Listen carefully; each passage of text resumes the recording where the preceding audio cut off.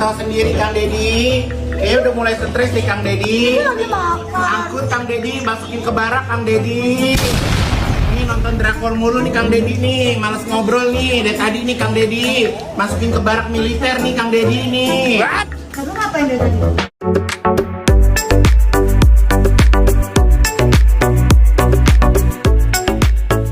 Belum mandi Kang Dedi? Udah. Udah. Ya. Nonton TV? Enggak. Main HP, main game Kang Dedi?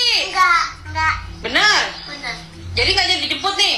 Enggak pegang. Oh iya bener nggak pegang. Oh iya enggak ya? Acang udah gak suka nonton, gak suka jajan mobil. Nanti udah gak suka jajan mobil, nonton, udah gak suka main iPad. Terus makannya susah nggak? Nggak suka. Cepet nggak makannya? Kak, ceritain aja di bawah. Iya. Boboknya gampang apa susah? Oh bobo, oh ceritanya bobo dua-duanya. Ya udah Kang Dedi, nggak usah dijemput, ini dua-duanya baik ya duanya. Ya. Marki baik. Ya. Berarti nggak jadi dijemput nih sama Kang Dedi. Ya. Dijemput nggak aja? Enggak. Enggak, ya udah nggak jadi Kang Dedi, baik ternyata dua-duanya tidur siang nih Kang Dedi.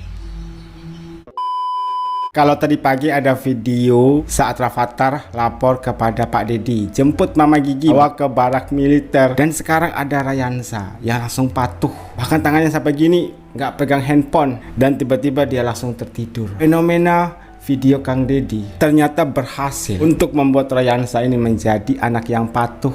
Sama susternya langsung patuh loh. Pekerjaan susternya menjadi lebih ringan kan. Itu semua berkat video Kang Dedi Mulyadi. KDM itu bukan gubernur Jawa Barat dulu. Saya tuh kadang kasihan banget ya sama Jawa Barat. Kenapa ketika daerah lain mendapatkan gubernur, punya pemimpin itu, punya gubernur, tapi cuma Jawa Barat doang yang tidak ada gubernurnya dulu. Gak bisa. Pasti banyak yang ngomen, boy kamu gak tahu kalau gubernur Jawa Barat itu Kang Dedi Mulyadi. Yap. Menurut saya sih bukan ya dulu ya. Oh ya? KDM kan? Saya tahu KDM. KDM itu bukan gubernur Jawa Barat dulu. Sekali lagi, bukan gubernur Jawa Barat ya. Ada penekanan. Tapi KDM itu Bapak Jawa Barat. Bapak Jawa Barat. Bapaknya Jawa Barat. Paham sampai di sini? Tapi kalau saya senangnya itu sama KDM itu lebih nyebutnya itu Bapak yang dirindukan. Kenapa? Beliau itu bukan gubernur. Gubernur itu beda dulu. Gubernur itu ya gimana ya? Nanti saya sepilkan ya ciri-ciri gubernur. Kalau KDM itu bukan gubernur ya. Hey guys, setujukah Anda bahwa Kang Dedi dalam menjalankan tugasnya sebagai gubernur begitu bebasnya? Berbeda dengan gubernur-gubernur lain.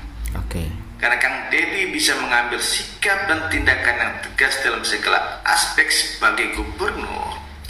Karena dia tidak punya beban hutang politik kepada para pendukungnya. Oke. Dia juga tidak punya beban hutang politik kepada tim suksesnya. Kang Dedi sudah membangun brand image dirinya jauh sebelum dia menjadi gubernur. Dan masyarakat Jawa Barat khususnya cukup kenal dengan sosok ini. Maka apapun yang dia lakukan sesuai dengan kewajibannya sebagai gubernur adalah untuk memajukan Jawa Barat tanpa beban dan tekanan. Menurut saya ada sih beban politik dari Kang Dedi Mulyadi. Beban politik yang menjadi beban dari Kang Dedi itu rakyat. Oleh karena itu, beliau selalu ada bersama rakyatnya. Beliau tidak pernah duduk di kantor, tapi selalu berada di tengah-tengah rakyatnya. Mendengarkan keluh kesah mereka. Tidak hanya sekedar mendengarkan, tapi memberikan solusi. Jadi beban politiknya hanyalah rakyat, khususnya rakyat Jawa Barat. Selamat pagi. Oke anak-anakku sekalian, sekarang ini ada kebijakan Pak Dedi Mulyadi terkait yang dalam tanda petik kalau anak yang super nakal dikirim ke barak. Setuju atau enggak? Setuju karena kalau misalnya dibiarin di sekolah terus emang udah susah diatur sama guru sama orang tuanya, mending dikebarakin biar dia tuh tahu kalau misalnya udah lulus tuh kehidupannya tuh lebih keras. Kalau misalnya dia tetap nakal kayak gitu ya, tanda kutip gitu, dia mau jadi apa gitu. Jadi dikebarakin tuh kayak biar dia tuh dilatih karakternya. Lebih ke arah karakter ya, pilihan karakter. Jadi mah biar mendidik karakter yang lebih baik, terus lebih disiplin. Terima kasih. Peral, kalau misalnya kamu itu mau mengkritik, ya harus pegang bukti yang ada di lapangan. Kamu mesti mengerti langsung di lapangan. Kalau memang kamu itu mau mengkritik tanpa mencari sumber yang jelas, ya langsung ke lapangannya. Jangan jadi pejabat nih kalau kayak begitu. Jangan cuma denger sana, denger sini, lihat pakai mata juga. Ya kalau bisa, nih badan langsung turun ke kali, ke got gitu loh. Dia cari buktinya gitu loh. Assalamualaikum warahmatullahi wabarakatuh. Om Jen lagi sama Teh Seli. Halo Pak Bupati, kebanggaan kita semua. Om Jen, jangan panggil Bupati. Ya. Om Jen, sahabat aku yang sudah lama ya. Terima kasih Teh udah nengok ke barak militer. Ya Teh sebagai BAM ya. Badan Aspirasi Masyarakat pasti sudah banyak tuh aspirasi yang nyampe ke Teteh soal pendidikan berkarakter yang dibawa ke barak militer. Nah, Om Jen seneng Teteh datang langsung, lihat langsung dari tadi Teteh periksa satu-satu. Om Jen seneng banget dan tinggal setelah Teteh lihat, setelah Teteh perhatikan, jangan lupa Teteh kasih masukan untuk penyempurnaan gitu ya Teh ya. Ditunggu pokoknya sama Om Jen. Pokoknya kita berbangga ya bahwa ini adalah program pendidikan karakter, di mana ini adalah tanggung jawab kita semua. Anak-anak ini adalah tanggung jawab kita semua. Tanggung jawab pemerintah, tanggung jawab negara, termasuk juga kami yang ada di legislatif untuk melakukan pengawasan. Jadi tadi kita lihat dari awal mereka sangat-sangat disiplin ya, sangat-sangat semangat.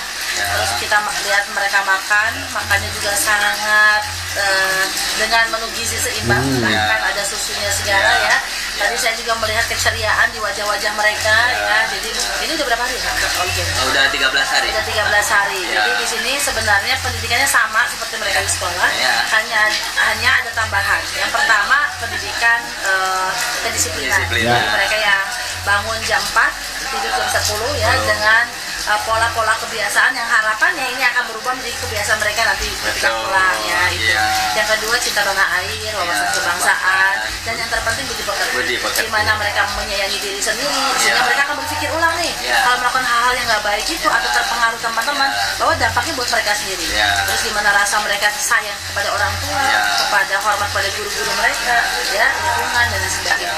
Jadi saya ya dari BAM, dari Komisi 9, Om Jen sangat-sangat mendukung program pembinaan yang dilaksanakan di Purwakarta atas gagasan Pak Gubernur Jawa Barat. Jadi insya Allah ini adalah tanggung jawab kita semua untuk untuk memastikan masa depan mereka ini bisa tumbuh dengan baik ya. Dan ini adalah dalam rangka memitigasi ya, bahwa mereka ini harus mendapatkan juga kesempatan yang sama di masa depan mereka nanti.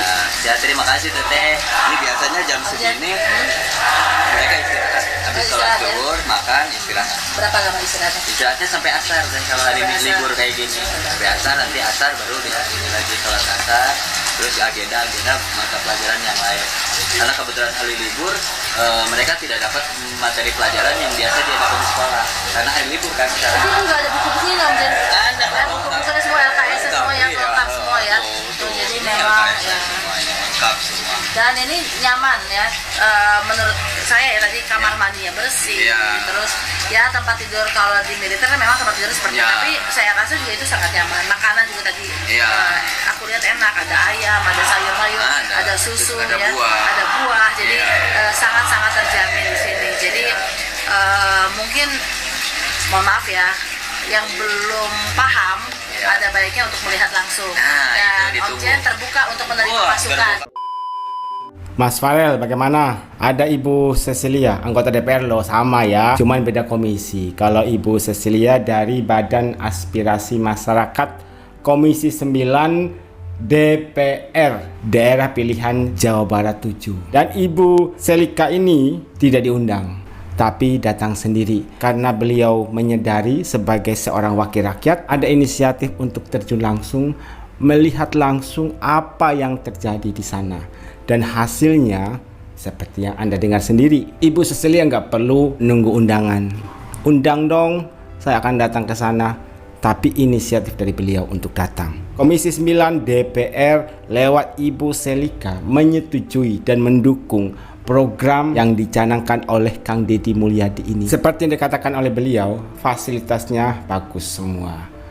Ada ruang kelas untuk belajar, makanannya sehat, sayur-sayuran, ada susu bahkan kemarin ada video pada saat Kang Deddy Mulyadi menegur bupati setempat. Kok susunya kecil? Beli susu yang ukurannya lebih besar lagi. Hal-hal kecil seperti itu saja diperhatikan loh oleh Kang Deddy. Susu ukuran kecil minta diganti dengan susu ukuran besar. Salah satu tanda pertanggungjawaban dari seorang Kang Deddy Mulyadi. Program yang dijalankan akan dipertanggungjawabkan dengan sebaik mungkin untuk menghasilkan kualitas anak-anak muda yang memiliki budi pekerti yang luhur, attitude yang baik. Soal kedisiplinan, salah satu hal yang diajarkan tidur malam. Mereka tidur jam 10 malam dan bangun jam 4 pagi. Setelah bangun pagi, olahraga, sarapan, dan sebagainya. Kemudian agenda pelatihan dilaksanakan, termasuk belajar, ibadah, ada ahli psikologi. Semuanya lengkap seperti yang saya bilang sebelumnya. Kritikan dari mereka sudah dijalankan oleh Kang Deddy Mulyadi. Makanya Ibu Selika bilang, bagi mereka yang kontra, datang langsung deh, tinjau langsung ke sana, biar kalian tahu sendiri. Jadi nggak hanya duduk di kursi empuk, kalian mengungkapkan suatu teori yang mana teori tersebut belum tentu cocok untuk diterapkan di negara Indonesia. Kemarin ada yang menyamakan dengan Amerika Serikat, Selandia Baru. Negara mana itu? Banyak sekali. Tidak semua itu sama. Program dari Amerika belum tentu cocok kalau diterapkan di Indonesia. Karena karakter setiap manusia dalam setiap negara itu berbeda-beda. Jadi jangan pernah disamaratakan. Ada anggota DPR yang protes tapi nggak mau datang. Mintanya diundang padahal dapilnya sendiri. Ibu Cecilia ini dari dapil Jabar juga, yaitu dapil 7. Berinisiatif untuk datang langsung, melihat langsung ke lapangan. Ini baru benar, langsung ke lapangan, bukannya ngomong dari belakang meja. Anggota DPR tidak perlu menunggu undangan Om Sein, apalagi kalau dapil sendiri. Turun langsung saja. Sudah dapilnya sendiri, anggap aja rumah sendiri, tinggal datang. Pintu rumah barak militer kan selalu terbuka, apalagi yang datang sekelas Mas Farel pasti akan disambut dengan meriah.